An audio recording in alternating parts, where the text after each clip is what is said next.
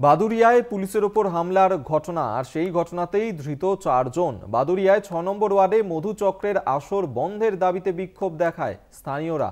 বিক্ষোভ তুলতে গিয়ে আক্রান্ত হয় পুলিশ, পুলিশের গাড়ি ভাঙচুর, জখম হয়েছেন 4 জন পুলিশ কর্মী। এই ঘটনাই ঘটেছে বাদুড়িয়ায় পুলিশের ওপর হামলার ঘটনা।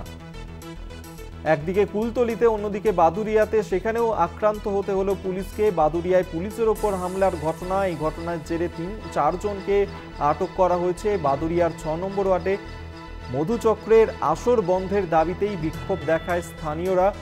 বিক্ষোভ তুলতে গিয়েই আক্রান্ত হতে হলো পুলিশকে, পুলিশের গাড়ি ভাঙচুর করা হয়, জখম হয়েছেন 4 পুলিশ কর্মী। সঞ্জিত চক্রবর্তী এই মুহূর্তে আমাদের সঙ্গে টেলিফোনে রয়েছেন, প্রতিনিধি, বিস্তারিত জানবো। সঞ্জিত, কি পরিস্থিতি এই মুহূর্তে? দেখো, ওই বাদুড়িয়ায় পুলিশ আক্রান্ত ঘটনায় 4 জনকে ইতিমধ্যে পুলিশ গ্রেপ্তার করেছে। ভিডিও ফুটেজ দেখে যে ঘটনা ঘটেছে, যে বসিরহাট মহকুমার যে বাদুড়িয়ার যে 6 নম্বর ওয়ার্ড রয়েছে উত্তর দিয়ারা গ্রামে, অর্থাৎ সেই এলাকায় নাকি হয়েছে এক বাড়িতে নাকি মধুচক্রের আসর বসত। এটা দীর্ঘদিন ধরে অভিযোগ, কিন্তু এই অভিযোগ পুলিশের কাছে নির্দিষ্টভাবে ছিল না।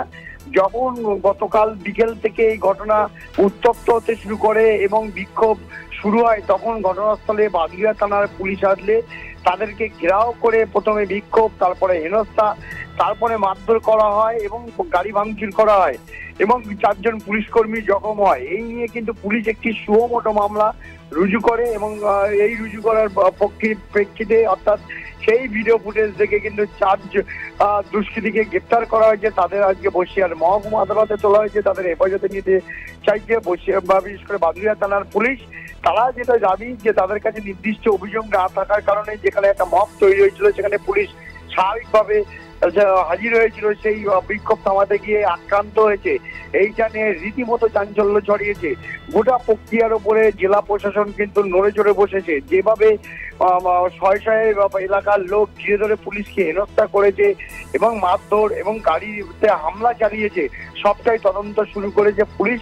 ইতিমধ্যে এদেরকে নিয়ে আর কারা কারা যুক্ত আছে এবং তাদেরকে তদন্তের স্বার্থে তাদেরকে হয়তো নিজেদের আটক করবেন, করে জিজ্ঞাসাবাদ করবেন। ইতিমধ্যে 4 জনকে গ্রেপ্তার করে বসিরহাট মহকুমা আদালতে কোর্ট লকআপে পাঠানো হয়েছে এবং শুনানি পর্বের পর তাদের হয়তো বাদুড়িয়া থানা পুলিশ হেফাজতে নিতে চাইছে। ধন্যবাদ তোমায় সঞ্জিত চক্রবর্তী, এই মুহূর্তে আমাদের সঙ্গে টেলিফোনে ছিলেন প্রতিনিধি।